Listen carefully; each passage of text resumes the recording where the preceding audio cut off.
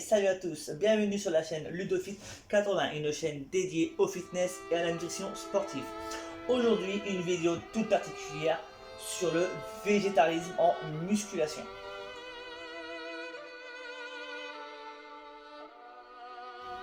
Qu'est-ce que le végétarisme? Le végétarisme, c'est un mode de vie d'une personne qui ne mange plus aucune source d'animal, quelle qu'elle soit.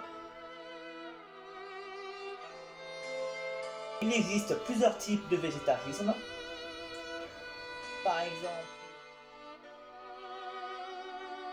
le végétarisme, qu'on appelle plus communément le végétarien, qui lui ne consomme aucune source animale, sauf le lait sans présure et les œufs.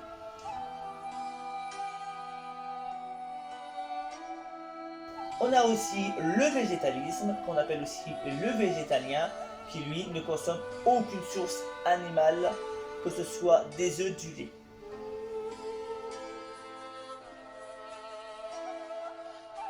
On a le troisième qu'on appelle le pesco-végétarisme, qu'on appelle les pesco-végétariens, qui est aussi moi, enfin qui me concerne moi-même, parce que je ne consomme plus aucune viande, mais je consomme encore des œufs de préférence plein air et le plus possible, le plus éco-durable possible, et certaines sources de poissons. C'est pour ça qu'on appelle les pesco-végétariens, parce qu'on consomme encore certaines sources de poissons. On ne mange plus de viande par contre, comparé aux certaines personnes qui sont flexitariennes qui en consomment encore.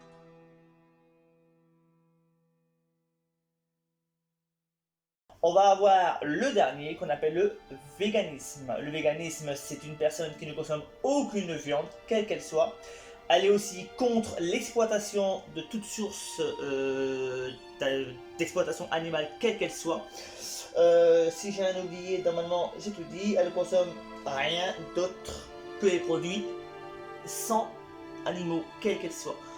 Par exemple, un vegan ne va pas aller au McDo, ne va pas aller au fast-food, ne va pas manger de l'huile de palme, ne va pas consommer certains aliments comme les chocobons, les chocolats. Il lit les étiquettes parce que sinon tu n'es pas vegan, je suis désolé. Un vegan est là pour la protection des animaux, contre l'abattage et le massacre des animaux comme les orang-outans à l'huile de palme par exemple. Sinon, tu n'es pas vegan. Quelqu'un qui dit j'aime les chocobons, j'aime la Nutella, je suis désolé, tu n'es pas vegan. Tu es contre le véganisme. Après ça, je vais quand même vous expliquer comment moi j'ai réussi à devenir pesco-végétarien, donc devenir végétarien pratiquement.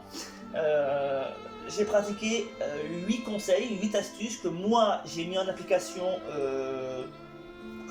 Pas tout de suite parce qu'il m'a fallu quand même du temps, surtout en musculation c'est très compliqué.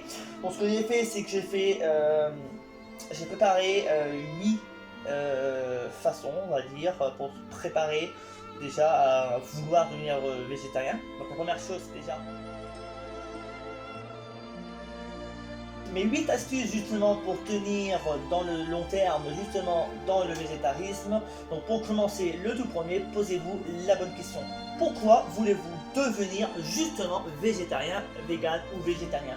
Est-ce que c'est pour des raisons éthiques, pour des raisons de santé, pour des raisons écologiques, financières? Oui, il ne faut pas l'oublier parce qu'il y a plusieurs façons de devenir végétarien. On peut aussi le faire parce qu'on a vu une vidéo de L214 qui est un peu traumatisante pour certaines personnes, qui peut vous faire choisir d'arrêter pour des raisons éthiques. Vous avez des problèmes d'argent, vous n'avez plus les moyens de vous nourrir et c'est difficile pour des raisons financières de vous arrêter la viande. Et moi j'ai commencé pour des raisons financières et pour des raisons de santé. Parce que je voulais, quand on voit que la plupart des viandes sont blindées et piquées la plupart du temps aux antibiotiques et qu'on les abat d'une manière assez extrême, j'ai décidé justement de changer d'abord mon alimentation en me posant la question qu'est-ce que je vais faire pour réussir, pourquoi je veux devenir végétarien. Et après je me suis dit déjà pour ma santé, parce que ma santé on en a qu'une seule, il ne faut pas l'oublier. Vous ne pouvez pas ressusciter comme les chats par exemple, comme dans la légende, vous n'avez pas de vie. Mais là votre corps vous n'en avez qu'un seul, vous allez vivre toute votre vie avec, donc n'oubliez pas, posez-vous la question pourquoi. Et quand vous aurez trouvé votre réponse, vous pouvez déjà commencer à aller voir par exemple en deuxième déjà. La deuxième astuce, c'est d'avoir aller consulter un médecin. Pourquoi? Parce que si vous avez des problèmes de santé ou des carences ou autres, il est préférable d'aller consulter soit un professionnel de la santé, un nutritionniste, un diététicien, quelqu'un du métier qui est lié à la santé pour déjà vous documenter, vous renseigner, voir comment ça se passe déjà, et avant de vous lancer bien sûr, parce que c'est préférable d'aller voir un spécialiste que de vous lancer comme ça à l'aventure sans savoir ce que vous allez faire, parce que ça peut être dangereux et il peut y avoir des carences si c'est mal exécuté. Le troisième que moi j'ai aussi fait, qui est une transition. Qu'est-ce que c'est une transition? Ça veut dire que vous allez réduire au fur et à mesure votre consommation de viande. Donc qu'est-ce que j'ai fait? C'est que moi pour commencer, je fais de la musculation, donc c'est très compliqué de supprimer la viande parce qu'on sait très bien que dans la légende de la musculation, il faut manger de la viande pour être musclé, il faut prendre de la viande pour prendre de la force, ben, c'est totalement faux. On a eu l'exemple avec une végane récemment dans notre salle de sport qui a été deuxième au championnat du monde de force athlétique et pourtant elle est végane. C'est possible. La preuve que c'est possible. Moi j'ai perdu 9 kilos en étant pesco-végétarien. J'ai perdu 9 kilos en 6 mois sans utiliser un morceau de viande. Donc si moi j'ai réussi, pourquoi vous n'y arriverez pas? Réduire de façon hebdomadaire par exemple est déjà un début qui permet de commencer votre réduction de viande déjà. Il faut commencer par quelque chose. Après, faut pas l'oublier, en quatrième, augmenter votre apport en fruits, en légumes. Déjà, c'est riche en fibres et en vitamines. Il y aura certains minéraux que vous trouvez dans les légumes, par exemple, et que vous avez dans la viande et que vous n'avez plus, par exemple. Dans certains légumes, vous pouvez retrouver les minéraux et certaines vitamines que vous avez dans la viande que vous pouvez retrouver dans certains légumes. Et dans certaines légumineuses aussi, par exemple. En augmentant justement ces fruits et légumes, vous serez en meilleure santé déjà, que ce soit sec, cru ou cuit, ça sera déjà ça à ne surtout pas oublier. Ma cinquième astuce justement que j'ai fait aussi pour devenir pesco-végétarien ou même végétarien, c'est l'élément de vous, déjà c'est vous qui choisissez ce que vous voulez devenir, c'est planifier vos repas.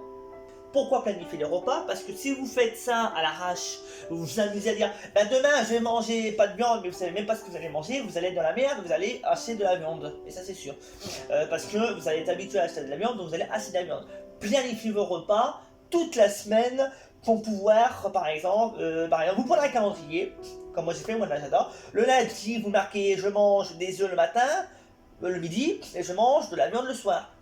Par exemple. Et le lendemain, je vais faire un jour sans viande. Et le surlendemain, je vais manger du poisson et des œufs, par exemple. Et ainsi de suite. C'est vous qui variez. Faire une planification, comme en musculation, pour progresser. On fait une planification des cycles, par exemple, de progression. Et bien l'alimentation, c'est la même chose. Vous devez cycler vos repas pour pouvoir justement tenir sur du long terme. En même temps, on va y arriver sur le sixième, qui est aussi très important à ne pas l'oublier. C'est aussi, si vous planifiez vos repas, ne mangez pas que des œufs tous les jours. Donc, variez votre alimentation. En variant votre alimentation, vous permettrez à votre corps déjà de ne pas être déçu, dégoûté. Vous ne serez pas frustré d'arrêter la viande. Vous mangez avec le plaisir et non avec dégoût et rejet. Parce que vous allez lâcher direct au bout de 3 jours. Je dis direct, si vous ne variez pas vos repas, c'est mort. Vous allez redevenir carnivore et vous végétarien, mais vous allez arrêter et préparer aussi votre famille. Prévenez-les. N'arrivez pas un jour de famille et dire je suis végétarien alors que vous ne les avez pas prévenus. Attention, il faut aussi prévenir la famille. Ça, c'est aussi une astuce que j'ai pas écrit dans la vidéo que je devais faire, mais aussi prévenir votre famille, leur expliquer votre choix pour qu'ils comprennent, vos amis aussi. Parce que la plupart des gens vont vous rejeter parce que vous arrêtez la viande, ils vont dire mais tu vas être malade. Maintenant je suis désolé, il faut prévenir, les éduquer petit à petit, leur faire comprendre. Comme moi j'ai fait, ma famille a accepté, pourquoi la vôtre n'accepterait pas? Si vous leur expliquez de manière correcte, ils comprendront. La septième, après avoir varié, planifié et avoir choisi une transition, vous allez justement lire, documenter, augmenter vos connaissances intellectuelles, nutrition et autres en lisant, en bouquinant. Pour être en bonne santé sur du long terme, pour tenir sur du long terme, il faut apprendre. Et comment apprendre? Eh bien, il faut lire. La soif de la connaissance est la meilleure façon de réussir et de tenir sur le long terme dans le milieu du véganisme. Végétarisme, véganisme, ça dépend ce que vous voulez faire, ou végétalisme, pesco-végétarisme, comme moi j'ai. Le huitième et le dernier que je fais, je lis les étiquettes. Pourquoi? Parce que quand vous ne lisez pas les étiquettes, vous avez des surprises. Vous mangez soit du porc, soit de la bovine, soit des insectes comme la cochenille, par exemple, ou d'autres insectes autres. Vous regarderez sur internet, vous cherchez colorant ou arôme, vous avez des insectes dans les yaourts, vous avez des insectes dans les bonbons, par exemple, dans les confiseries. Vous en avez dans la plupart des produits agroalimentaires, vous mangez de la viande tout partout. Oui, parce que si vous êtes végétarien ou vegan, faites attention. Lire les étiquettes. Par contre, Haribo, par exemple, vend des bonbons végétariens maintenant. Il n'y a pas de viande, et c'est pour ça que je consomme encore des bonbons, parce que c'est compliqué de trouver des bonbons sans viande. Donc attention, les véganes et les végétariens, ceux qui ne consomment vraiment plus rien, vérifiez les étiquettes gélatine, acide carminique. Vous avez l'arôme ou le colorant je crois si je dis pas de bêtises, cochenille, la cochenille qui est dans la plupart des colorants, et il y a un autre colorant, je ne sais plus lequel, regardez les colorants à base d'insectes, vous avez des insectes, des animaux, donc si vous êtes vegan, ne consommez pas ces produits. Un autre truc aussi qui, on a eu la surprise l'année d'avant, par exemple, on était au salon du body, et qu'est-ce qu'on a fait? On a eu un cadeau, un petit bon, qui nous donnait justement le droit d'aller récupérer une barre protéinée vegan. C'était nouveau, c'est un nouveau produit.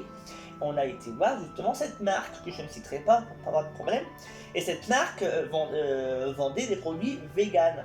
Et on a eu la surprise justement d'avoir gratuitement cette barre protéinée. C'était nouveau, c'était une publicité.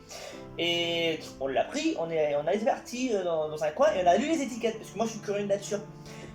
Et je me suis rendu compte qu'en fait le produit vegan n'était pas vegan. Il y avait de l'huile de palme. Or, tout vegan, et je pense que vous pourrez même le mettre dans les commentaires, vous allez être d'accord avec moi, un vegan ne consomme pas d'huile de palme et les vegans vont se sentir visés, je pense aussi. Si vous avez des produits vegan, non vegan qui vont contre le véganisme, un peu comme l'huile de palme, c'est si vous consommez ces produits-là, vous autorisez l'exploitation de la maltraitance animale. Donc vous n'êtes pas vegan. Attention, si vous achetez des bonbons de chocolat, là c'est bientôt Noël, vous allez avoir des grosses surprises. Lisez les étiquettes, le 3/4 des chocolats sont de la pure merde, dans tous les magasins, que ce soit n'importe quelle grande surface, que je ne citerai pas, j'ai pas eu de problème, même dans les petites trucs là de Hardiscount ou autre, vous avez des surprises. Il y a des produits qui sont totalement non véganes, non végétariens et sont blindés d'huile de palme. Et c'est de la pure merde. Et vous voulez manger de la merde, et ben non, quand tu vas achetez vos chocolats. Ou lisez les étiquettes, évitez tout ce qui est l'huile de palme, l'huile végétale. Oui, parce qu'ils vous mentent dans certains termes, ils vont vous dire l'huile végétale, graisse végétale,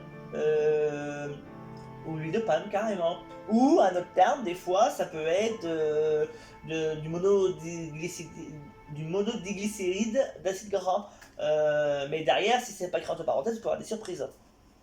C'est pour ça, vous les végétariens et comme nous, on fait hyper attention à lire les étiquettes. Donc si cette vidéo vous a plu, elle vous a appris des choses, alors je vous invite justement à partager cette vidéo pour que les gens apprennent que le véganisme, le végétalisme ou le pesco-végétarisme est possible en musculation, et d'arrêter de faire des croyances d'outre-terre. Parce que maintenant on est en 2019, on sait que ne pas consommer de viande c'est possible en musculation.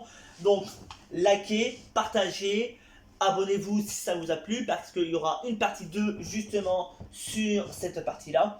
Et si ça vous plaît, eh ben, je vous dis à la prochaine. Vous étiez sur la chaîne Ludofit 80.